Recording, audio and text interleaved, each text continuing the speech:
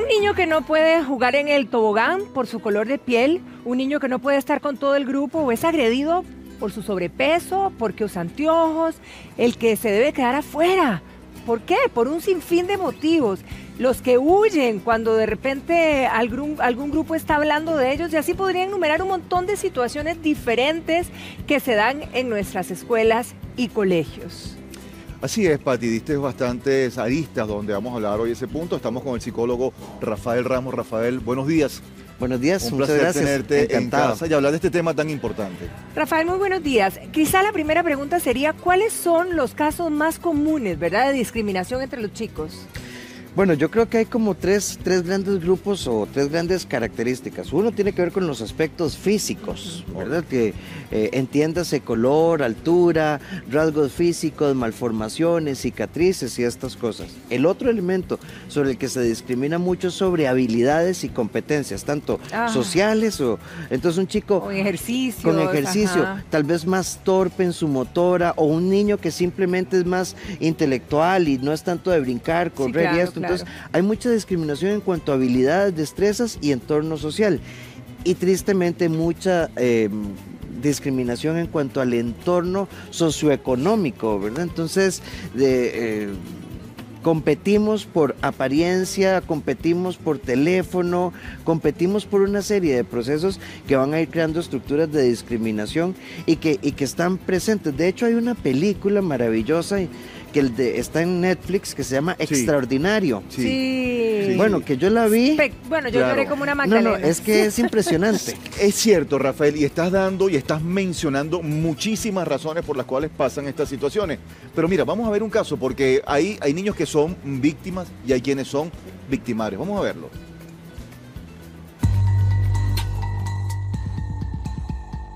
Es por diversos motivos. La discriminación existe, con ella conviven todos. Los niños son algunas de sus víctimas principales. Los ejemplos son claros y están a la mano. Un grupo de niños, en este caso, bloquea la subida al tobogán solo para que otro niño negro que quería jugar no lo hiciera. De todos los que están alrededor, solo una madre interviene.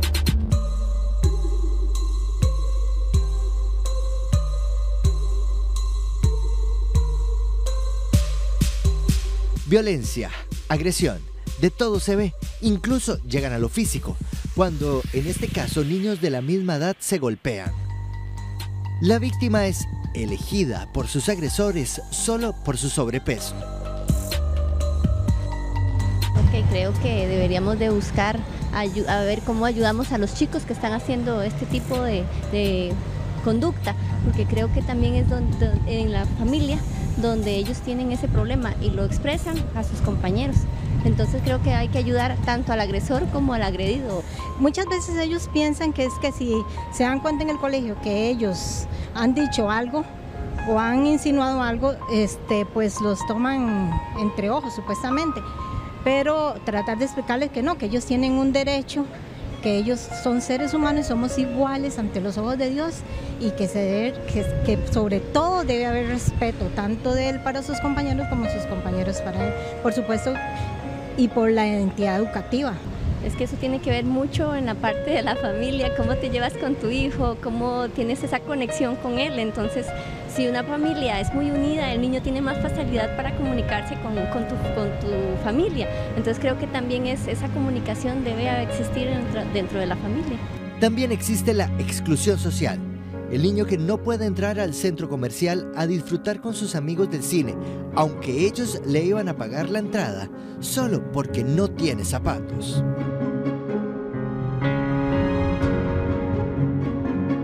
Por su condición física, por alguna discapacidad, el color de su piel, su estatura, la forma de sus orejas, el tono de su voz, el lugar en el que vive, lo que hacen o no hacen sus padres, la cantidad de dinero que porta, la marca de sus ropas, sus propios gustos. Estas son solo algunas de las razones por las que se discriminan entre niños y jóvenes.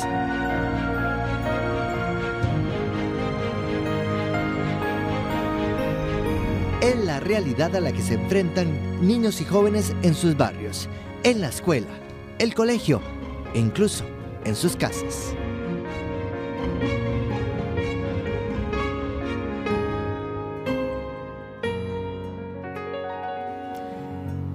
hay mucho que decir. La discriminación es una realidad y lo vivimos a diario con todo esto del bullying y con todo esto del matonismo. Y una de las cosas aquí más importantes cuando nos referimos a los padres de familia, quizá Rafa, ¿cómo hacer? Porque muchísimos niños callan esto por temor, por vergüenza. Y uno como padre de familia lo primero que quisiera es que tu hijo o tu hija reaccionen de inmediato y te digan lo que está pasando, pero muchas veces esto demora demasiado. Sí, a ver, si vos no hablas con tu hijo tonteras y le contás un chiste y no ves televisión y no te tiras ahí Pepa con ella y no ves ahí las series, tu hijo no te va a hablar nunca de lo que teme.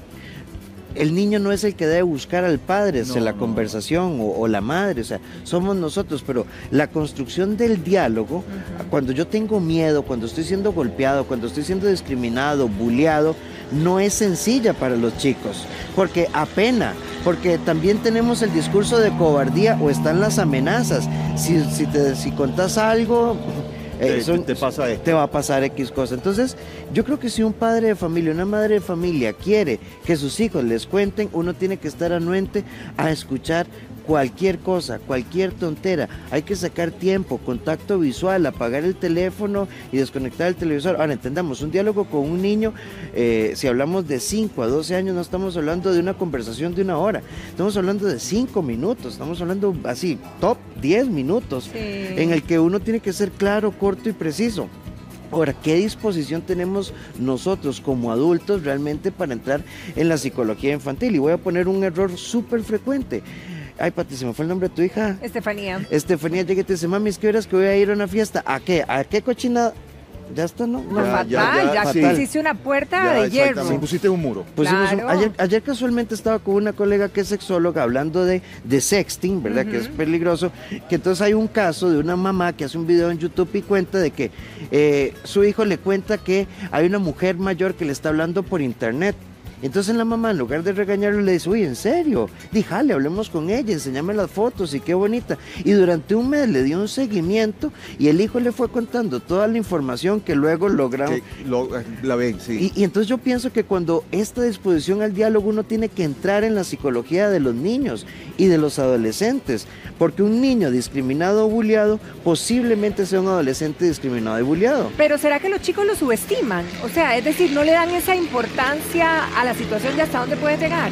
O los maestros, no sé, también. A veces sí. O sea, yo pienso que los niños de pronto no lo cuentan, primero porque les da miedo, porque se les olvida, porque no saben cómo hablarlos. Digamos, para un niño de 5, 6, 7, 8, 9 años, todavía es difícil decir, me siento triste, me siento amenazado, tengo miedo. Sí. Esas son expresiones un poco más complejas que hay que ir elaborando. Entonces, en paralelo a hablar, yo creo que desde los 4 o 5 años hay que empezar a trabajar y enseñarle a un niño a decir, esto es enojo, esto es tristeza, esto es tensión, esto es ansiedad, esto es estrés. Primero tenemos que enseñarle a nuestros hijos a identificar emociones para que ante esto lo puedan decir. Ahora, el niño discriminado es un niño vulnerable y posiblemente a nivel social sea un niño retraído, apático, con inexpresivo, temores, solitario, posiblemente pertenezca al grupo más impopular, o los rechazados. Rafael, perdón que te interrumpa, porque estás tocando un punto muy importante de un niño que es maltratado, de todo esto. Vamos a conocer la historia de Isaac. Isaac tiene 8 años y fue golpeado por 6 compañeros simplemente porque Isaac estaba reclamando que le regresaran sus dulces. ¿Sus qué? Sus dulces. Ay, sus dulces.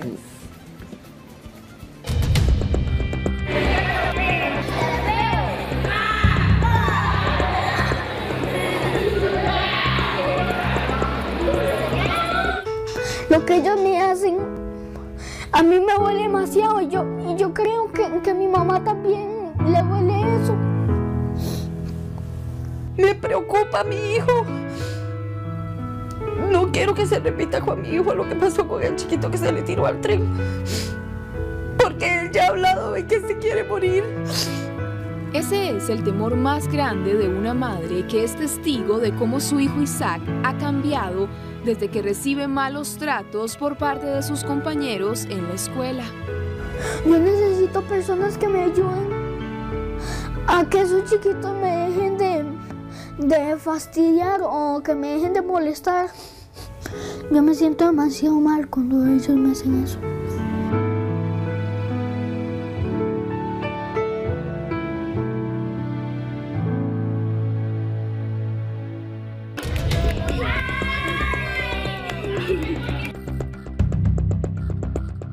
Los golpes que 6 compañeros de entre 8 y 9 años le propinaron a Isaac hasta el punto de dejar marcas en su cuerpo se originaron luego de que el niño pidiera que le devolvieran unas golosinas que le habían quitado. La agresión de la que fue víctima ameritó que su mamá fuera por él a la escuela. Y es un guarda quien me lo trae. Pero cuando el guarda me lo trae, en el pasillo yo noto que él trae un zapato pintado en la camisa, ¿verdad? Y entonces yo empiezo a revisarle qué es lo que él tiene. Y le noto que tiene un mordisco en el hombro. La doctora dice que no pareciera que fuera un mordisco, que pareciera que fuera un golpe, pero que si él dice que es un mordisco, es un mordisco. Y que tiene unos hematomas en el lado izquierdo del estómago. Aquí, todo esto, y él dice que tiene dolor en todo alrededor, ¿verdad? Por supuesto, porque son patadas. Este documento, emitido por la clínica Marcial Fallas, demuestra que Isaac llegó con síndromes de maltrato al centro médico.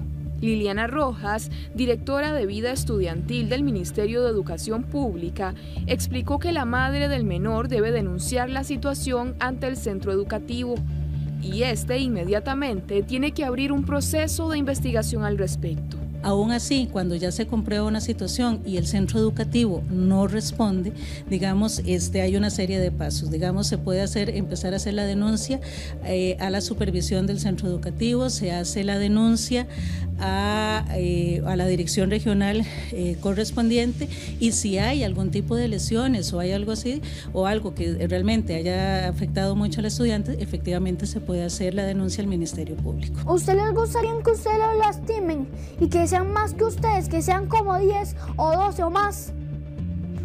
Y que a cada uno lo agarren de los brazos y las piernas y los empiecen a golpear. ¿A ustedes eso les gustaría?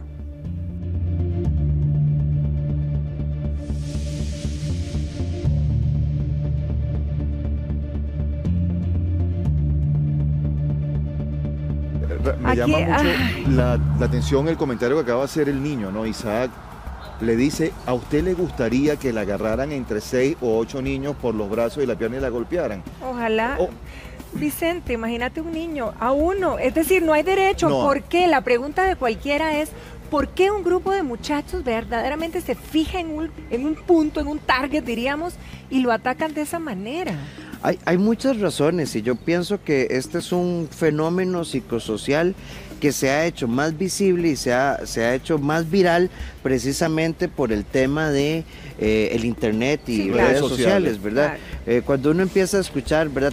¿Se acuerdan que estuvo de moda el reto de... Han habido varios, la ballena azul, todo esto, sí. Entonces, yo creo que esto exacerba. Ahora, ¿por qué pasa esto? Normalmente hay un niño violentado, posiblemente en su estructura familiar, que llega a la escuela y entonces con los niños se siente de pronto un líder negativo, entonces traduce esta esfera de violencia intrafamiliar a esta esfera escolar donde él es el agresor.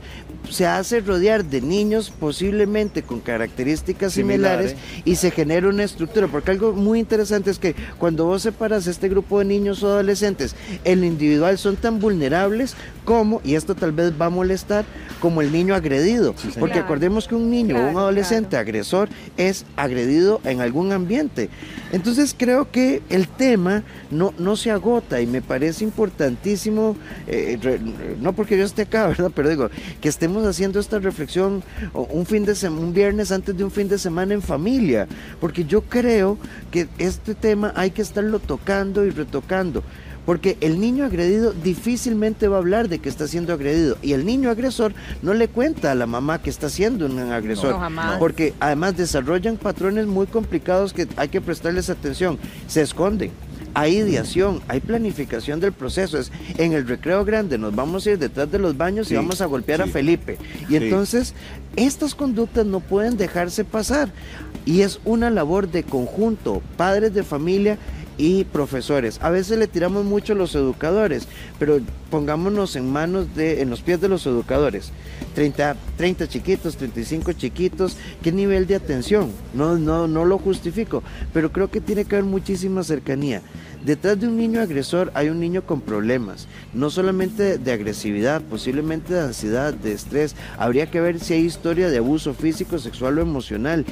Incluso podríamos hasta ver factores depresivos, porque si hay niños deprimidos. Y el niño discriminado requiere una atención inmediata. Suele ser difícil porque... ¿Cuál es la primera estrategia? Lo saco de ahí. Sí. Eso te quería comentar, porque de verdad ver a Isaac da una profunda tristeza, claro, y sabemos que hay muchos Isaacs en nuestro país. Y ni quiero imaginarme el dolor de la mamá, a quien me solidarizo en este momento, porque verdaderamente cuando le tocan a los hijos de uno quisiera ponerse hasta en el lugar y no sabe ni qué hacer. Y la primera cosa que uno diría... Me llevo a mi chico de este colegio más si los profesores no hacen nada, ¿verdad? Sí, ¿qué es lo que hay que hacer, Rafa, en este caso para que todas las personas que nos ven y que puedan llegar a estar en una situación de estas, cómo actuar de inmediato? Mira, yo, o sea, lo digo y hasta como papá. Afortunadamente no me ha pasado lo de Isaac, pero mis hijos son afrodescendientes. Y esto, ¿cierto?, tristemente, ¿verdad?, los expone a elementos de discriminación. Entonces, ¿qué hay que hacer? Lo primero es, hay que evaluar el nivel que tenga la situación. Es decir, ¿hasta dónde ha llegado y cuál es el nivel de riesgo y qué recursos de apoyo y herramientas de intervención inmediata pueda tener la escuela?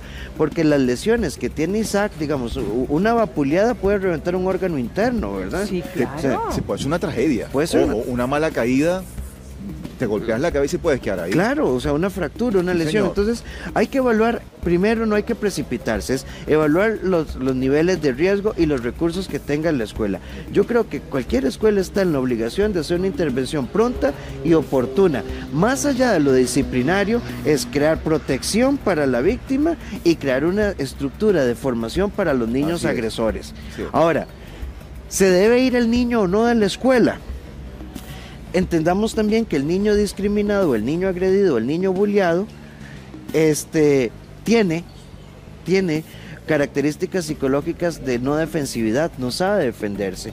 Y no estoy hablando de golpes, es que hay que crear autoafirmación y habría que evaluar si estarlo rotando de escuela cada vez que esto pasa sea lo correcto. Entonces, yo creo que esto requiere una intervención psicológica, intrafamiliar, escolar, donde todos los actores tienen que sumarse. O sea, a trabajar todos juntos. A trabajar todos. Ok, para enfrentar la situación. 1.000.000 de gracias, de verdad. Encantado, un placer, muchísimas gracias. Feliz fin de semana, muchísimas gracias. No, encantado de estar por acá. Y a pasarlo en familia. Y a pasarlo en familia. ¿Se te cae el pelo? No. Bueno, a veces. ¿Se te cae el pelo? No. No.